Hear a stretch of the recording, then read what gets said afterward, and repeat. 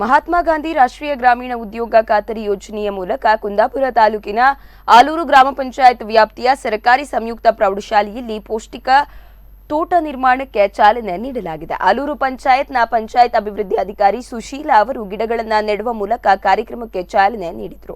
ಈ ಪೌಷ್ಟಿಕ ತೋಟದಲ್ಲಿ ಪೇರಳೆ, ಸಪೋಟ, ದಾಳಿಂಬೆ, ಬಾದಾಮಿ, ತೆಂಗು ಸೇರಿದಂತೆ ವಿವಿಧ ಪೌಷ್ಟಿಕ ಆಹಾರ ಒದಗಿಸುವ ಗಿಡಗಳನ್ನು ನೆಡಲಾಗಿದೆ. ಇನ್ನು ಶಾಲೆಯಲ್ಲಿ ನರೇಗಾ ಯೋಜನೆಯಡಿ ಮಳೆ ನೀರು ಕೊಯ್ಲು ಕಾಮಗಾರಿ ಕೂಡ ನಡೆಯುತ್ತಿದ್ದು, ಕಾಮಗಾರಿಗಳನ್ನು ಅಧಿಕಾರಿಗಳು ಪರಿಶೀಲನೆ ನಡೆಸಿದರು. ಈ ಸಂದರ್ಭ ಆಲೂರು ಗ್ರಾಮ ಪಂಚಾಯತ್ನ ಅಧ್ಯಕ್ಷರಾದ ಜಲಜಾ ಶೆಟ್ಟಿ, ಉಪಾಧ್ಯಕ್ಷರಾದ ರವಿ ಶೆಟ್ಟಿ, ಕಾರ್ಯದರ್ಶಿ ರೇಣುಕಾ ಹೆಗಡೆ, ಸರ್ಕಾರಿ ಸಂಯುಕ್ತ ಪ್ರೌಢಶಾಲೆ ಆಲೂರು ಇದರ ಮುಖ್ಯೋಪಾಧ್ಯಾಯರಾದ ಶಶಿಧರ್ ಶೆಟ್ಟಿ ಮತ್ತಿತರರು ಉಪಸ್ಥಿತರಿದ್ದರು.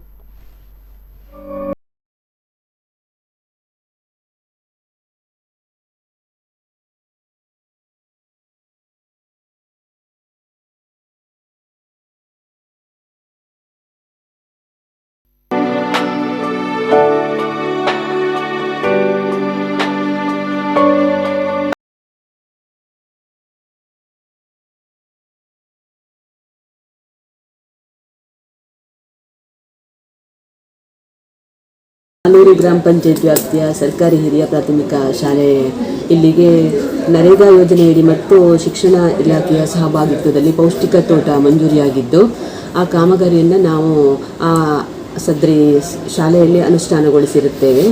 ಈ ಒಂದು ಯೋಜನೆಯನ್ನು ಅನುಷ್ಠಾನ ಮಾಡಬೇಕು ಅನ್ನೋದು ಶಾಲಾ ಶಿಕ್ಷಕರ ಒಂದು ಮನವಿಯಾದ ಕಾರಣ ಶಿಕ್ಷಣ ಇಲಾಖೆಯವರು ನಮ್ಮೊಂದಿಗೆ ಸಹಭಾಗಿತ್ವದಲ್ಲಿ ಒಂದು ಕಾರ್ಯಕ್ರಮವನ್ನು ಅನುಷ್ಠಾನ ಮಾಡಿರ್ತಾರೆ. ಈ ಒಂದು ಕಾರ್ಯಕ್ರಮಕ್ಕೆ NREGಯಲ್ಲಿ 14,000 ಮತ್ತು ಶಿಕ್ಷಣ ಇಲಾಖೆಯಿಂದ 12,000 ಮಂಜೂರಿಯಾಗಿರುತ್ತದೆ.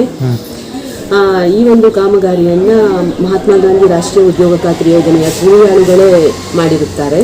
ಈ ಒಂದು ಕಾಮಗಾರಿಯಲ್ಲಿ ನಾವು ಪ್ರಸ್ತುತ ಸಮಯದಲ್ಲಿ ಮಕ್ಕಳಿಗೆ ಪೌಷ್ಟಿಕಾಂಶ ಕಡಿಮೆ ಆಗ್ತಾ ಇರುವ ಹಿನ್ನೆಲೆಯಲ್ಲಿ ಪೌಷ್ಟಿಕ ತೋಟವನ್ನು ಅಂದರೆ ಹಣ್ಣುಗಳು ಮತ್ತು ತೆಂಗು, ಮಾವು, ದಾಳಿಂಬೆ, ಪೇರಳೆ ಮತ್ತು ಸೀತಾಫಲ, ನಿಂಬೆ, ಬಾದಾಮಿ